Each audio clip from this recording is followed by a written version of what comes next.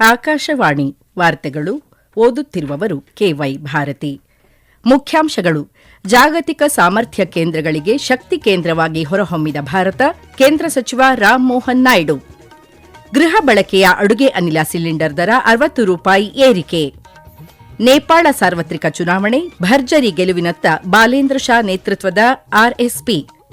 ಹಾಗೂ all England open badminton championship ಪುರುಷರ singles ವಿಭಾಗದ ಸೆಮಿಫೈನಲ್ಸ್ನಲ್ಲಿಂದು ಲಕ್ಷ್ಯ ಸೇನ್, ವಿಕ್ಟರ್ ಲೈ ಮುಖಾಮುಖಿ. ವಾರ್ತೆಗಳ ವಿವರ. ಏರ್ಬಸ್ ಸಂಸ್ಥೆಯು ಯುರೋಪ್ನ ಹೊರಗೆ ಭಾರತದಲ್ಲಿ ತನ್ನ 2ನೇ ಅತಿದೊಡ್ಡ ಡಿಜಿಟಲ್ ಕೇಂದ್ರವನ್ನು ಸ್ಥಾಪಿಸಿದೆ. ಈ ಮೂಲಕ ಭಾರತ ಜಾಗತಿಕ ಸಾಮರ್ಥ್ಯ ಕೇಂದ್ರಗಳಿಗೆ ಶಕ್ತಿ ಕೇಂದ್ರವಾಗಿ ಹೊರಹೊಮ್ಮಿದೆ ಎಂದು ನಾಗರಿಕ ವಿಮಾನಯಾನ ಸಚಿವ ರಾಮ್ ಮೋಹನ್ ನಾಯ್ಡು ಹೇಳಿದ್ದಾರೆ.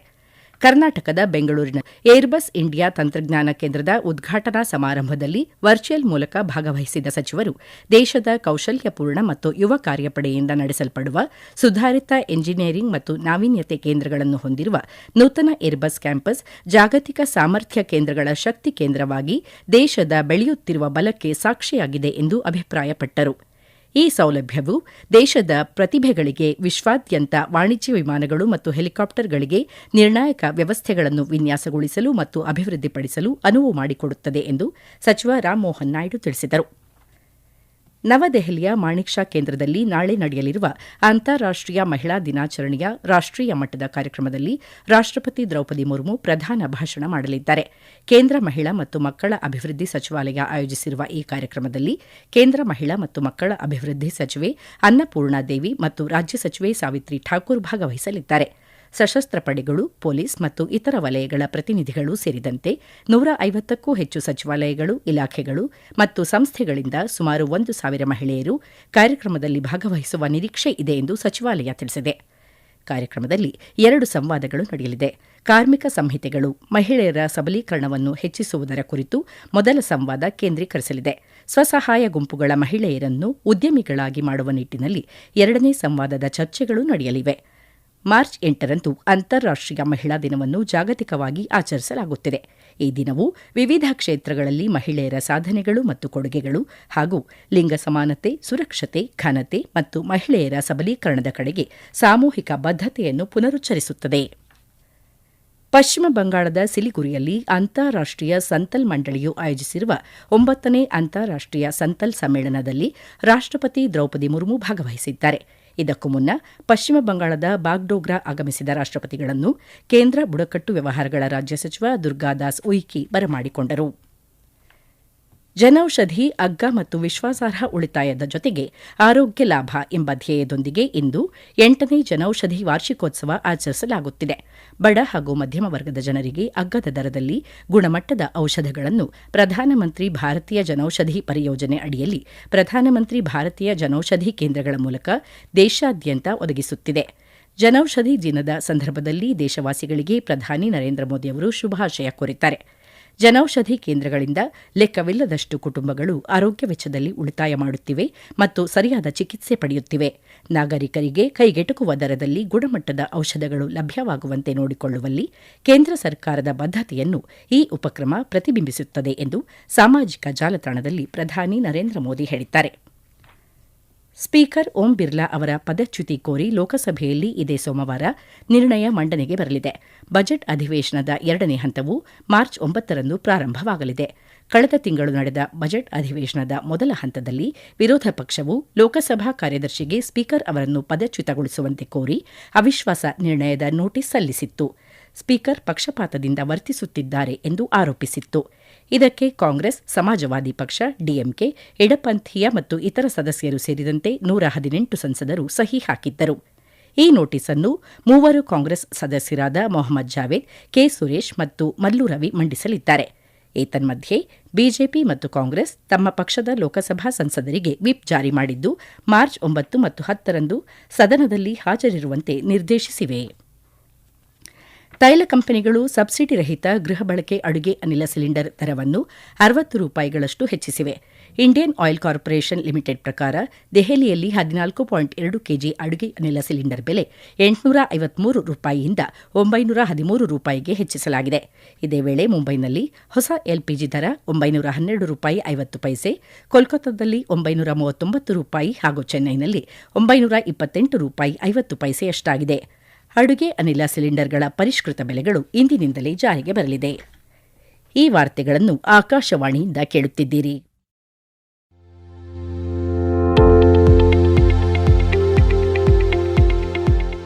ನಮ್ಮ ಎಲ್ಲ ರಾಷ್ಟ್ರೀಯ ವಾರ್ತೆಗಳು ಹಾಗೂ ಪ್ರದೇಶ ಸಮಾಚಾರ ಈಗ ಆಕಾಶವಾಣಿ ನ್ಯೂಸ್ ಕನ್ನಡ ಯೂಟ್ಯೂಬ್ ಚಾನೆಲ್ನಲ್ಲಿ ಲಭ್ಯ.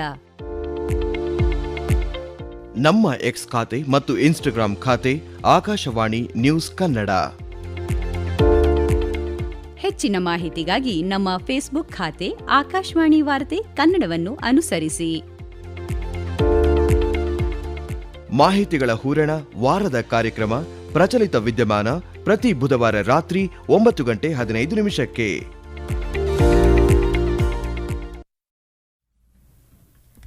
ಜೆನ್ಜಿ ಪ್ರತಿಭಟನೆಗಳ ನಂತರ ನೇಪಾಳದ ಮೊದಲ ಸಾರ್ವತ್ರಿಕ ಚುನಾವಣೆಯಲ್ಲಿ ಬಾಲೇಂದ್ರ ಶಾ ನೇತೃತ್ವದ ರಾಷ್ಟ್ರೀಯ ಸ್ವತಂತ್ರ ಪಕ್ಷ ಆರ್ಎಸ್ಪಿ ಭರ್ಜರಿ ಗೆಲುವಿನತ್ತ ಸಾಗಿದೆ. ನೇಪಾಳದ ಚುನಾವಣಾ ಆಯೋಗದ ಪ್ರಕಾರ ಒಟ್ಟು 165 ಕ್ಷೇತ್ರಗಳ ಪೈಕಿ 161 ಕ್ಷೇತ್ರಗಳ ಫಲಿತಾಂಶ ಪ್ರಕಟಿಸಲಾಗಿದೆ. ಕಳೆದ ಗುರುವಾರ ನಡೆದ ಚುನಾವಣೆಯಲ್ಲಿ ಆರ್ಎಸ್ಪಿ 27 ಸ್ಥಾನಗಳನ್ನು ಗೆದ್ದು ಕಠ್ಮಂಡು ಜಿಲ್ಲೆಯ ಎಲ್ಲ 10 ಕ್ಷೇತ್ರಗಳಲ್ಲಿ ಕ್ಲೀನ್ ಸ್ವೀಪ್ ಮಾಡಿದೆ. ನೇಪಾಳಿ ಕಾಂಗ್ರೆಸ್ 5 ಸ್ಥಾನಗಳಲ್ಲಿ ಗೆಲುವು ಸಾಧಿಸಿದ್ದು, ನೇಪಾಳಿ ಕಮ್ಯುನಿಸ್ಟ್ ಪಕ್ಷ 2 ಹಾಗೂ ನೇಪಾಳದ ಕಮ್ಯುನಿಸ್ಟ್ ಪಕ್ಷ ಯುಎಂಎಲ್ 1 ಸ್ಥಾನದಲ್ಲಿ ಗೆದ್ದಿದೆ. ಇನ್ನು 97 ಸ್ಥಾನಗಳಲ್ಲಿ ಆರ್ಎಸ್ಪಿ ಮುನ್ನಡೆಯಲ್ಲಿದೆ. ನೇಪಾಳಿ ಕಾಂಗ್ರೆಸ್, ನೇಪಾಳಿ ಕಮ್ಯುನಿಸ್ಟ್ ಪಕ್ಷ ಮತ್ತು ಯುಎಂಎಲ್ ಪಕ್ಷಗಳು ತಲಾ 10 ಸ್ಥಾನಗಳಲ್ಲಿ ಮುನ್ನಡೆ ಸಾಧಿಸಿವೆ. ಭಾರತೀಯ ರೈಲ್ವೆ ತನ್ನ ಜಾಲದ ವಿದ್ಯುದೀಕರಣವನ್ನು ಸಮರೋಪಾದಿಯಲ್ಲಿ ಕೈಗೊಂಡಿದ್ದು, ಇದು ಆಮದು ಮಾಡಿಕೊಂಡ ಡೀಸೆಲ್ ಮೇಲಿನ ಅವಲಂಬನೆಯನ್ನು ಗಮನಾರ್ಹವಾಗಿ ತಗ್ಗಿಸಿದೆ. ಬ್ರಾಡ್ಗೇಜ್ ರೈಲು ಜಾಲದ 99.9% ಈಗ ವಿದ್ಯುದೀಕರಣಗೊಂಡಿದ್ದು, ಇದು ವಿಶ್ವದ ಅತಿದೊಡ್ಡ ಮೂಲಸೌಕರ್ಯ ಪರಿವರ್ತನೆಗಳಲ್ಲಿ ಒಂದಾಗಿದೆ. ಇದರಿಂದಾಗಿ ರೈಲ್ವೆಗೆ ದೇಶೀಯವಾಗಿ ಉತ್ಪಾದಿಸುವ ವಿದ್ಯುತ್ತನ್ನು ಹೆಚ್ಚು ಅವಲಂಬಿಸಲು ಸಾಧ್ಯವಾಗುತ್ತದೆ, ಇಂಧನ ಸುರಕ್ಷತೆಯನ್ನು ಸುಧಾರಿಸುತ್ತದೆ ಮತ್ತು ಜಾಗತಿಕ ತೈಲ ಮಾರುಕಟ್ಟೆಯಲ್ಲಿನ ಅನಿಶ್ಚಿತತೆಯ ಸವಾಲುಗಳನ್ನು ಎದುರಿಸಲು ಸಾಧ್ಯವಾಗುತ್ತದೆ ಎಂದು ರೈಲ್ವೆ ಸಚಿವಾಲಯ ತಿಳಿಸಿದೆ. ಪಶ್ಚಿಮ ಏಷ್ಯಾದಲ್ಲಿನ ಸಂಘರ್ಷ ಇಂದು 8ನೇ ದಿನಕ್ಕೆ ಕಾಲಿಟ್ಟಿದೆ. ಇರಾನ್ ಜೊತೆಗೆ ಯಾವುದೇ ಒಪ್ಪಂದ ಮಾಡಿಕೊಳ್ಳುವುದಿಲ್ಲ ಎಂದು ಅಮೆರಿಕ ಅಧ್ಯಕ್ಷ ಡೊನಾಲ್ಡ್ ಟ್ರಂಪ್ ತಿಳಿಸಿದ್ದಾರೆ. ಇದೇ ವೇಳೆ ಬೇಷರತ್ ಶರಣಾಗತಿಗೆ ಇರಾನ್ಗೆ ಅವರು ಕರೆ ನೀಡಿದ್ದಾರೆ. ಶರಣಾಗತಿಗೆ ಒಪ್ಪಿಕೊಂಡ ನಂತರ ಇರಾನ್ ಅನ್ನು ಆರ್ಥಿಕವಾಗಿ ಪುನರ್ ನಿರ್ಮಿಸಲು ಅಮೆರಿಕ ಮತ್ತು ಅದರ ಮಿತ್ರ ರಾಷ್ಟ್ರಗಳು ಸಹಾಯ ಮಾಡಲು ಕೆಲಸ ಮಾಡಲಿವೆ ಎಂದು ಸಾಮಾಜಿಕ ಜಾಲತಾಣದಲ್ಲಿ ಟ್ರಂಪ್ ತಿಳಿಸಿದ್ದಾರೆ. ಸುದ್ದಿಗಾರರೊಂದಿಗೆ ಮಾತನಾಡಿದ ಶ್ವೇತಭವನದ ಪತ್ರಿಕಾ ಕಾರ್ಯದರ್ಶಿ ಕ್ಯಾರೋಲಿನ್ ಲಿವಿಟ್, ಅಮೆರಿಕವು ಇರಾನ್ ವಾಯುಪ್ರದೇಶವನ್ನು ನಿಯಂತ್ರಿಸುವತ್ತ ಪ್ರಗತಿ ಸಾಧಿಸುತ್ತಿದೆ ಮತ್ತು 4ರಿಂದ 6 ವಾರಗಳಲ್ಲಿ ಗುರಿ ಸಾಧಿಸುವ ನಿರೀಕ್ಷೆಯಿದೆ ಎಂದು ಹೇಳಿದ್ದಾರೆ. ಈ ನಡುವೆ ಇರಾನ್ ಅಧ್ಯಕ್ಷ ಮಸೌದ್ ಪೆಜೆಶ್ಕಿಯನ್ ಮಾತನಾಡಿ, ಕೆಲವು ದೇಶಗಳು ಅಮೆರಿಕ ಮತ್ತು ಇಸ್ರೇಲ್ ಜೊತೆ ನಡೆಯುತ್ತಿರುವ ಸಂಘರ್ಷವನ್ನು ಪರಿಹರಿಸಲು ಮಧ್ಯಸ್ಥಿಕೆ ಪ್ರಯತ್ನಗಳನ್ನು ಪ್ರಾರಂಭಿಸಿವೆ ಎಂದು ತಿಳಿಸಿದ್ದಾರೆ. ಬರ್ಮಿಂಗ್ಹ್ಯಾಮ್ನಲ್ಲಿಂದು ನಡೆಯಲಿರುವ ಆಲ್ ಇಂಗ್ಲೆಂಡ್ ಓಪನ್ ಬ್ಯಾಡ್ಮಿಂಟನ್ ಚಾಂಪಿಯನ್ಶಿಪ್ನ ಪುರುಷರ ಸಿಂಗಲ್ಸ್ ವಿಭಾಗದ ಸೆಮಿಫೈನಲ್ಸ್ನಲ್ಲಿ ಭಾರತದ ಲಕ್ಷ್ಯ ಸೇನ್ ಕೆನಡಾದ ವಿಕ್ಟರ್ ಲೈ ಅವರನ್ನು ಎದುರಿಸಲಿದ್ದಾರೆ. ವಿಶ್ವದ 12ನೇ ಶ್ರೇಯಾಂಕಿತ ಲಕ್ಷ್ಯ ಸೇನ್ ನಿನ್ನೆ ರಾತ್ರಿ ನಡೆದ ಕ್ವಾರ್ಟರ್ ಫೈನಲ್ನಲ್ಲಿ ಚೀನಾದ ಲೀ ಶಿಫೆಂಗ್ ಅವರನ್ನು 21-13, 21-16 ಅಂತರದಿಂದ ಮಣಿಸಿದರು. ಮಿಶ್ರ ಡಬಲ್ಸ್ ಜೋಡಿ ಧ್ರುವ್ ಕಪಿಲ್ ಮತ್ತು ತನಿಷಾ ಕ್ರಾಸ್ಟೋ ಹಾಂಗ್ಕಾಂಗ್ನ ಟ್ಯಾಂಗ್ ಚುನ್ ಮ್ಯಾನ್ ಮತ್ತು ಸೆ ಇಂಗ್ ಸೂಟ್ ವಿರುದ್ಧ ನಿವೃತ್ತರಾದ ನಂತರ ಲಕ್ಷ್ಯ ಸೇನ್ ಕಣದಲ್ಲಿ ಉಳಿದಿರುವ ಏಕೈಕ ಭಾರತೀಯ ಆಟಗಾರರಾಗಿದ್ದಾರೆ. ಐಸಿಸಿ ಪುರುಷರ ಟಿ20 ವಿಶ್ವಕಪ್ ಕ್ರಿಕೆಟ್ನಲ್ಲಿ ಭಾರತ ಅಹಮದಾಬಾದ್ನ ನರೇಂದ್ರ ಮೋದಿ ಕ್ರೀಡಾಂಗಣದಲ್ಲಿ ನಡೆಯಲಿರುವ ಹೈ ವೋಲ್ಟೇಜ್ ಹಣಾಹಣಿಯಲ್ಲಿ ನ್ಯೂಜಿಲೆಂಡ್ ವಿರುದ್ಧ ಸೆಣಸಲಿದೆ. ಪಂದ್ಯ ನಾಳೆ ಸಂಜೆ 7 ಗಂಟೆಗೆ ಆರಂಭವಾಗಲಿದೆ. ಸೂರ್ಯಕುಮಾರ್ ಯಾದವ್ ನೇತೃತ್ವದ ಹಾಲಿ ಚಾಂಪಿಯನ್ ಭಾರತ ತಂಡ ಸೆಮಿಫೈನಲ್ನಲ್ಲಿ ಇಂಗ್ಲೆಂಡ್ ವಿರುದ್ಧ 7 ರನ್ಗಳ ರೋಚಕ ಜಯ ಸಾಧಿಸಿದ ನಂತರ ಫೈನಲ್ ತಲುಪಿದೆ. ಈಗ ಕೊನೆಯಲ್ಲಿ ಮತ್ತೊಮ್ಮೆ ಮುಖ್ಯಾಂಶಗಳು.